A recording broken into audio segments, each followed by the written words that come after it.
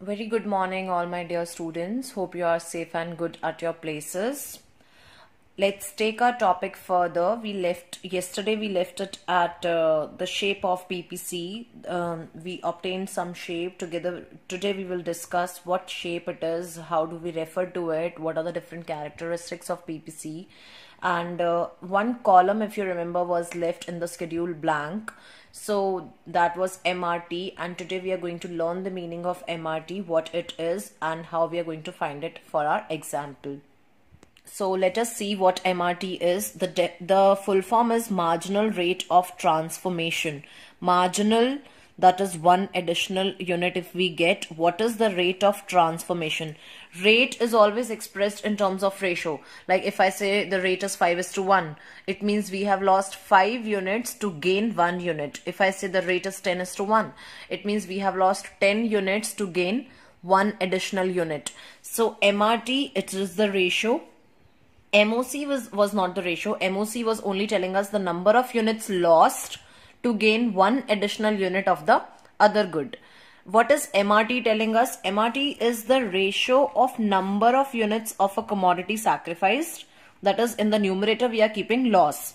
Ratio of number of units lost or sacrificed, we can say any word, to gain an additional unit of another commodity. If we gain 1 additional unit of the other commodity, what is the number of units we have sacrificed? So it is the ratio of losses to gain actually. Ratio of number of units lost to number of units gained of another good. That is, MRT is equal to units sacrificed upon units gained. In the given example of guns and butter, in place of butter we have taken wheat. So in our case, what we are losing is we are losing guns. So change in guns, this delta sign means change in. This triangle is actually delta. We'll be using this symbol a lot in microeconomics. So MRT means this triangle means delta, and it means change in. So MRT is equal to change in guns upon change in butter. How much change has come in guns and how much change has come in butter. So that's actually loss upon gain. Whatever change has come in gun, that much we have lost, and whatever change has come in wheat, that much we have gained. This triangle sign, you can see it is called delta, and this is change in. So you can either read it as delta gun upon delta wheat, or I usually read it as change in gun upon change in wheat. So let's find MRT in our given example. MRT is change in gun upon change in wheat. In the first possibility, we don't know how much we have changed because we have just started. So MRT would be a dash for the first possibility.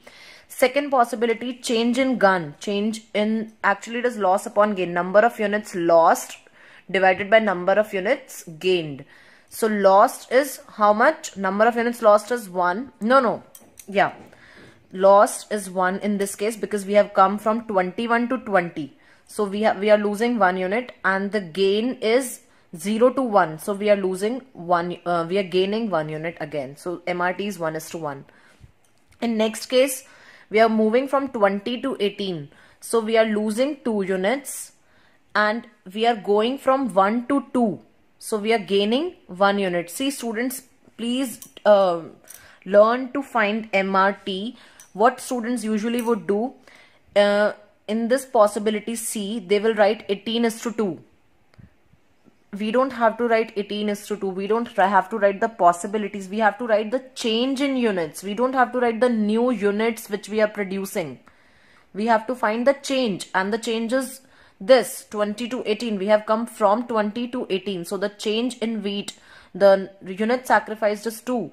And the change in, this was change in guns, and the change in wheat would be we have come from 1 to 2. Earlier we were producing 1 unit, now we are producing 2 units. So there is a gain of 1 unit. So 2:1 is MRT. Next, possibility D, we have come from 18 to 15. So we have lost 3 units. And gain, we have come from 2 to 3. We have gained 1 unit. Every time in my example, I have kept the gain of 1 unit only. So I can put it as (1:1). And MRT is nothing but loss upon gain. So, and MOC is always the loss. So the numerator is nothing but MOC every time. So I'm losing 4 units. Even if I don't have to find MOC with MRT, so I can just, even without MOC, we can find MRT. If I will just see how many units I have lost here. From 15 to 11 I have lost 4 units. From 11 to 6 I have lost 5 units. And then coming from 6 to 0 I have lost 6 units. So this is my MRT. If you realize, if you observe, you will find MOC is nothing but the numerator of MRT. Okay, because MOC says to lose 1 unit, how many, to gain 1 unit, how many number of units are lost. That's MOC. That is what MOC is. And MRT is just the ratio, and the ratio will always, and the gain is always of 1 unit, because in marginal, whenever we use the word marginal, we refer to as the additional gain of 1 unit. So even if we are given something like this, see, possibility A, B and C, we have clothes in units 0, 10, 20, and we have shoes 100, 90, 70. I'll ask you to create your own example also, and that should be conceptually correct. I'll ask you, just wait, let me explain the concept in detail first. So even if, earlier we were producing we were using all our resources in the production of shoes, so we were able to produce 100 shoes and 0 clothes. So that was the first possibility. Now we have increased the units of clothes by 10 units, and here we have a loss in the pair of shoes also by 10 units. So the loss here is, if we find MOC and MRT, MOC is actually the loss and MRT's loss is to gain, and gain should always have to be of 1 unit. Please recall the definition. MOC refers to the number of units of a good sacrificed to gain 1 additional unit of the other good. Again, MRT also says the same thing. It is the ratio of number of units sacrificed to gain an additional, means 1 additional unit of other good. So whatever MOC and MRT we are going to find, we will find it with reference to gain in 1 unit. In this example, we are given gain of 10 units. So if for a gain of 10 units, we are losing 10 units here. And again, for the gain of 10 units, we are going from 10 to 20. Earlier, we were going from 0 to 10. We gained 10 units and we lost 10 units also. But every time the loss has to be greater than before. So next time when we shifted our resources from shoes to clothes, we gained 10 units. But this time for the same 10 units, the loss is more. We are losing 20 units. So what will be the MOC in this case? If in the first case, it is going to be dash in both the cases, because we don't know how much we have lost, and we have lost nothing actually. We have just started producing. Okay. So, in this case, our loss is 10 units, but this loss of 10 units is not for 1 unit. We are not gaining just 1 unit when we are losing 10 units. We are actually gaining 10 units at a loss of 10 units. So, loss is to gain. If we see, the loss is also 10 and the gain is also 10. Okay, so for gain of 1 unit, we always have to see at a gain of 1 unit how much is the loss. So if we are losing 10 units at a gain of 10, it means we are losing 1 unit at a gain of 1. So in this case, MOC becomes 1 actually, if you understand this, or just rewind the video to understand it again. Every time we write MOC and MRT, the loss has to be mentioned with respect to 1 unit. But in this given example of clothes and shoes, the loss here, which we can see, we are moving from 100 to 90 because resources were shifted to clothes. So we lost 10 pairs of shoes. But these 10 pairs of shoes loss is giving us how many units of clothes? It is giving us 10 units of clothes. So it means we lost 1 pair of shoe for 1 unit of cloth. Okay, so that is why MOC loss for gain of 1 unit is 1. In the next case possibility, we lost 20 units of shoes, but we gained 10 clothes. Okay, so it means we are losing 20 and we are gaining 10. So at a gain of 1, we are losing how much? 2. So here MOC becomes 2. You will not write 10 and 20 here. You will not write 90 and 70 here. MOC is always written with respect to gain of 1 unit. So with respect to gain of 10 units, we lost 10 units. So the gain, to gain 1 unit, we have lost 1 unit. And here to gain 1 unit, we have lost 2 units. So this is our MOC, and MRT in this case will again be with respect to gain of 1 unit, we have lost 1 unit, and with respect to gain of 1 unit again we have lost 2 units. So every time you are asked to find MRT in numericals, the gain you will leave in terms of 1. So even if it is 20:10, you will leave it as 2:1. Even if it is 25:10, you will leave it as 2.5:1. This is how you have to leave it. You know, let us suppose we were losing 25 units and we were gaining 10 units. So in that case, MRT would be, just find out the, just find out the loss for 1 unit. For 1 unit gain, how much you are losing. For 10 units gain, we are losing 25 units. So for 1 unit gain, we are losing 2.5 units. So MRT would be 2.5:1. So every time you find MRT and MOC, just keep in mind that you have to find it for gain of 1 additional unit. Then you have to keep your loss in the answer. We'll do more numericals for a better clarity. Don't worry. There is no need to worry about some misunderstanding of the concept. It's all okay. When we'll go further, you'll understand it better every time. Also, just rewind the video and try to concentrate, put some more attention to the concept, and you'll be through it, trust me. Okay, if we recall, this was the shape of PPC that we obtained yesterday. We are taking good A on the x-axis, good B on the y-axis, and this is the point of origin O. And this was the shape we obtained. Now, what is this shape called? We were moving downwards. So, the first characteristic of PPC would be that it slopes downward. PPC slopes downwards. It is a downward sloping curve.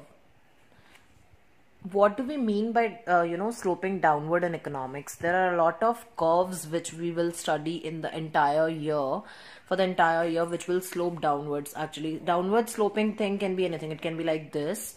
It can be like this, which is actually our PPC. And it can be like this also. All these 3 lines are downward sloping. And something which is upward sloping looks like this. Just see. It can be like this, upward sloping. It is going up. It can be like this also, and it can be a straight line, an upward sloping straight line also. So the above 3 figures drawn with the pen are downward sloping figures, and the below 3 figures are actually upward sloping figures. Now when do a curve slope downward, or when does a curve slope upward? See, whenever the 2 things we take on each of the axes are negatively related with each other. What do we mean by negatively related? Negatively related means if one thing increases, other thing falls. Let us suppose if temperature increases, the sale of woolen clothes falls. Okay, temperature increases means it is hotter now. From 30 degrees Celsius, we are now at 35 degrees Celsius. So it is hotter now. So the sale of woolen clothes in the market will fall because we don't need to wear woolens anymore. So these 2 variables are negatively related. If one is increasing, the other is falling. And if when 2 variables are positively related, that positively related means the change in both the variables is in the same direction. Like temperature and sale of ice creams. If temperature increases, sale of ice cream increases because people feel, just people have a craving for more ice, something cooler because it is so hot when temperature increases. So they, crave for ice creams, and this leads to an increase in the sale of ice creams in the market. So whenever 2 things are negatively related, one increases and the other decreases, then we get downward sloping curves. Okay. In all these 3 cases, one is increasing and the other is decreasing. You can also apply it in our concept again. See, this was our diagram, and our first combination was 21-0. Then this was decreasing, guns were decreasing, so we came to 20, and wheat was increasing to 1. Again 18 and 2 was the combination. So every time guns are decreasing but wheat is rising. So there is an inverse relation between wheat and guns. Wheat was increasing and guns were falling because resources were fixed. Same resource we were shifting from the production of guns to the production of wheat. So that is why we obtained a downward sloping line. And if you plot something like this where both the variables are increasing, I've just taken as an example. You don't need to write it and write this thing in fair, or you can write for a better understanding. If you want to just keep a memory of this, you can write, because later we forget. Right now we think that we are understanding everything, but later we forget the concept behind it. So you can write it in roughs on the rough side of your register or anywhere for that matter. So let us suppose these two variables x and y, here both are increasing. X 1 2 3 4 5, it is increasing. Y 3 6 9 12 15, it is increasing. So if we plot these combinations, see what kind of shape we get. 1 and 3 is the combination, 1 unit of x and 3 units of y. So we are here 1x and 3y. Then 2 6, 2x and 6y. 3 9, 3x 9y, then 4 12 and 5 15. So both were increasing and we are getting something like this. So it is an upward sloping line. So every graph has a slope. These three are all these three are downward sloping. This is also downward. This is downward sloping straight line. This is some other shape. This is some other shape. This is actually called concave. Downward sloping concave shape. One, it is sloping downwards. Second, it is concave. It is downward sloping straight line. Okay, and it is downward sloping convex. And our PPC has which shape out of these three? PPC looks like this. So it is a downward sloping concave shaped curve. So whenever you are asked to comment on the shape of PPC, so it is a downward sloping concave shaped curve. And why does PPC slope downwards? Because to increase the production of one good, we are reducing the production of the other good. And why do we have to do so? Why to increase the production of one good, we have to reduce the production of the other good? Because resources are fixed. This brings us to the characteristics of PPC. First characteristic becomes PPC slopes downwards. As resources are fixed, to increase the production of one good, please pay attention, units of other good have to be sacrificed. Units of the other good, also we can write like this. Units of the other good have to be sacrificed. Okay, again I repeat. As resources are fixed, to increase the production of one good, units of the other good have to be sacrificed. So due to this inverse relationship between production of both the goods, due to the inverse relationship, inverse means if one rises, other falls, that is negative relationship, we also call it negative relationship. Due to the inverse relationship between production of both the goods, PPC slopes downwards from left to right. If these are the axes, then PPC slopes downwards from left to right. We move from left to right because we are increasing the production of good A. So we move towards this from left to right. So that is why it slopes downwards from left to right. That's how PPC looks like. Unless you are asked to plot the figures in the paper, you don't need to take numbers on the axis. Every time you can draw a sketch like this without numbers on the axis.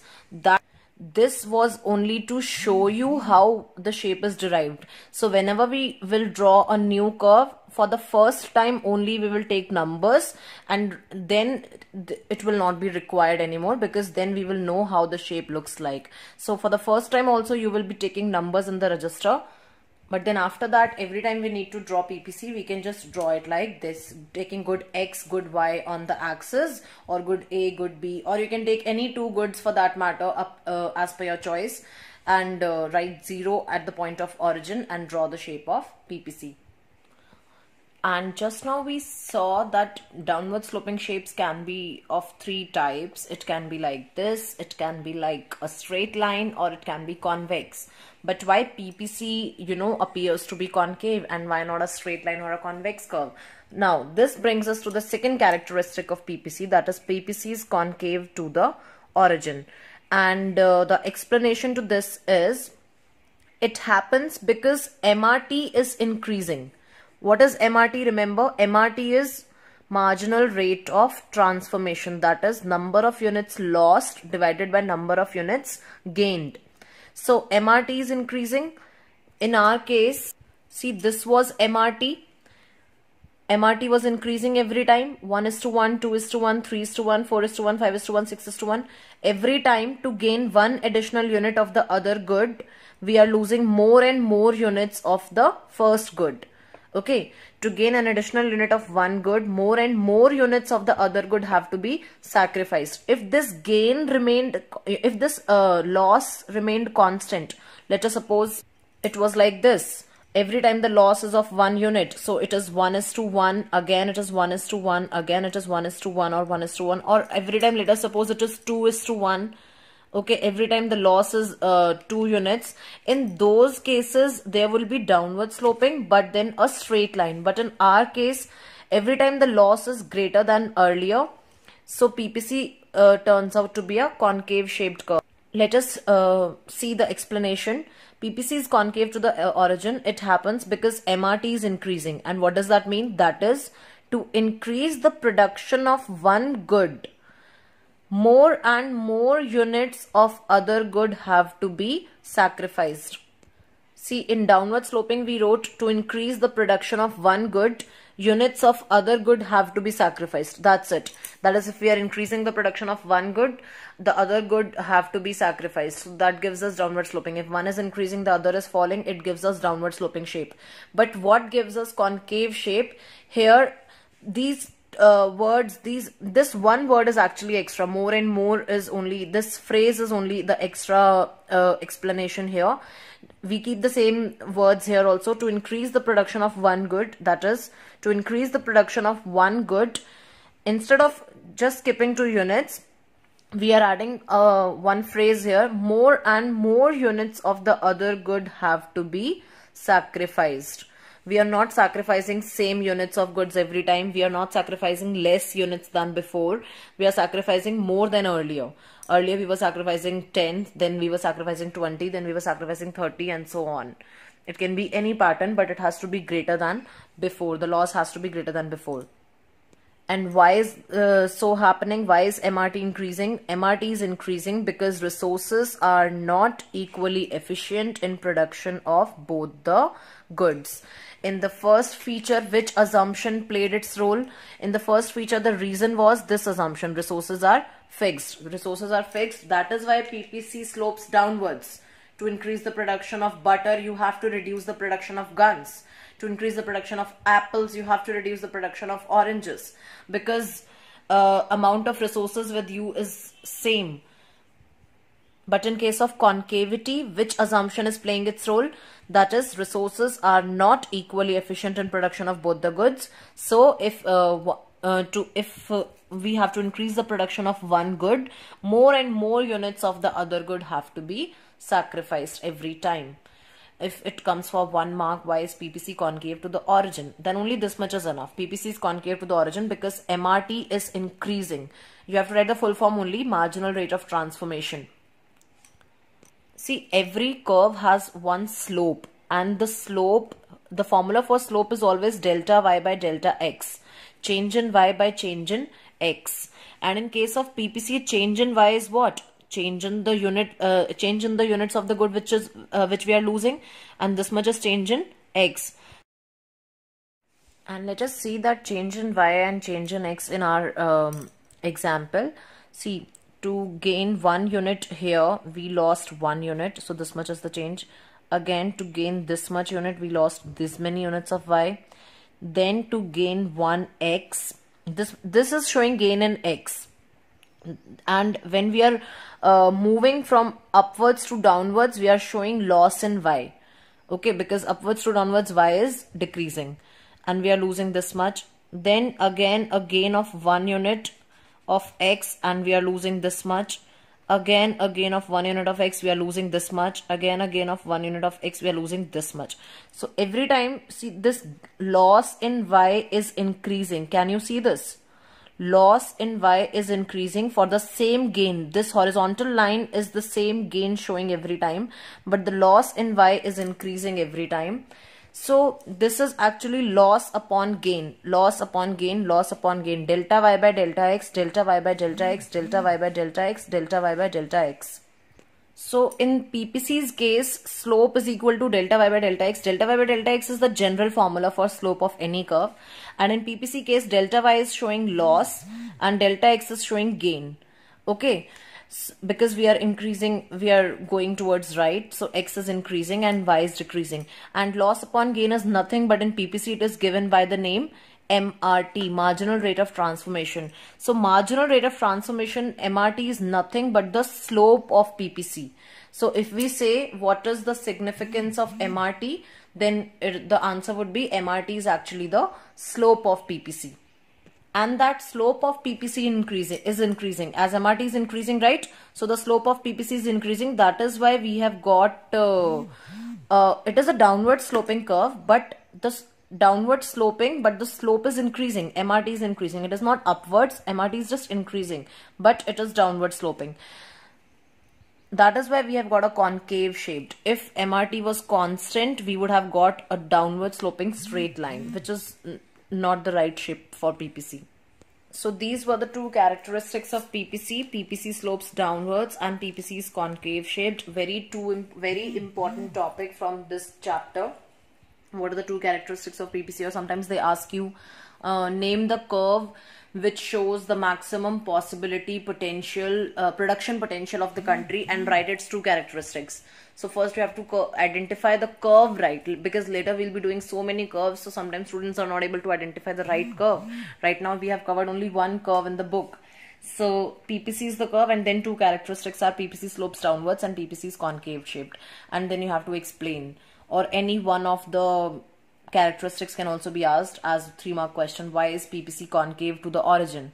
Why does PPC slope downward? So this is one common question from this chapter. Okay, next topic is whether economy will always operate on PPC or not. See, operating on PPC means we are using all our resources fully and efficiently, because PPC is the production possibility boundary. Okay, your economy can reach here, your economy can reach on A, B, C or D only if all the resources in the economy are used fully in the most efficient manner possible. So that is what is told here. It must be remembered that PPC does not show the point. It does not show the point at which the economy will actually operate. Okay, it only shows the maximum available possibilities with the economy, which an economy can produce. Okay, so if we are producing A, B, C or D, any point out of these four, it means every resource in our country is fully employed, is fully utilized. So the exact point of operation depends on how well the resources of the economy are used. Economy will operate on PPC only when resources are fully utilized. I told you. Economy will operate at any point inside PPC, which is the most, which is actually the reality, which is actually the practical point, because all our resources are never fully and efficiently utilized. So we are always inside PPC. For example, a point like E, okay, or maybe a point like this, it means we are closer to our maximum possibilities. If we are here, it means we are very close to our maximum possibilities. If we are here, it means we are very far from our maximum possibilities. All our resources are going waste. The space, everything is going waste. We can all use it because PPC shows how far we can reach. So if the farther we are from the PPC, the more inefficient our resources are, actually the more inefficiently we are utilizing them. And third point, economy cannot operate at any point outside PPC as it is unattainable with the available productive capacity. So you just don't need to write all this. I will tell you what to write. Just give the next heading attainable and unattainable combinations after characteristics of PPC being done. Draw this PPC, take 1 point inside PPC, mark it E. Take 4 points on PPC, mark them A, B, C, D. Take 1 point outside PPC, mark it F. Okay.